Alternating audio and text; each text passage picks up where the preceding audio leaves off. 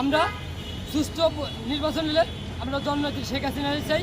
জননেত্রী শেখ হাসিনা ছাড়া আমরা কোনো নৌকা ছাড়া কোনো নির্বাচন আমরা এই বাংলা হইব না আর হইতে দিব না। সামনে জাতীয় নির্বাচন, এই নির্বাচন কীভাবে সে সুস্থ করবে এটা আবার মাথায় কোনো কাজ করে না। কেন মাথায় কাজ করে না? যেই লোক একজন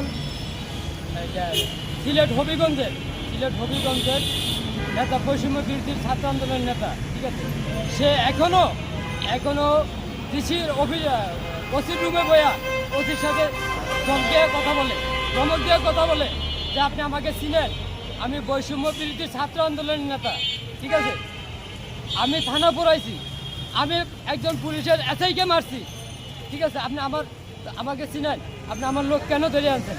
আর সেই বলে স্বরাষ্ট্র উপদেষ্টা জাহাঙ্গীর আলম সাহেব বলে নির্বাচন সুস্থ করব। আর যে থানাগুলো পুরাইছে, এই অর্থগুলো নিছে, এগুলা লাইসেন্স দিয়ে দিছে স্বরাষ্ট্র উপদেষ্টা আর প্রধান উপদেষ্টা। কেন 30 লক্ষ, এই যে 3032 পুলিশ মরছে, একটা পুলিশ হত্যার বিচার তারা করে নেই, একটা মামলা পর্যন্ত নেয় নাই, একটা অভিযোগপত্র পর্যন্ত নেয় নাই। তারা কিভাবে এই দেশে সুস্থ নির্বাচন করবে? এটা জাতির সাথে একটা ফাইজলামি করা দরকার। ফাইজলামি ছাড়া আর কিছু না, ফাইজলামি ছাড়া আর কিছুই না। একটা অর্থ কোথায় গেল?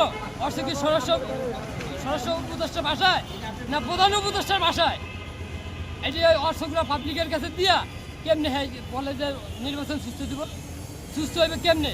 যে পাগল হে তো বিশ্বাস করে না যে পাবলিকের হাতে এত অর্থ দিয়ে আমি কীভাবে নির্বাচন সুস্থ করবো। এই নির্বাচন আমরা মানি না, আর এটা হইতে দিমও না।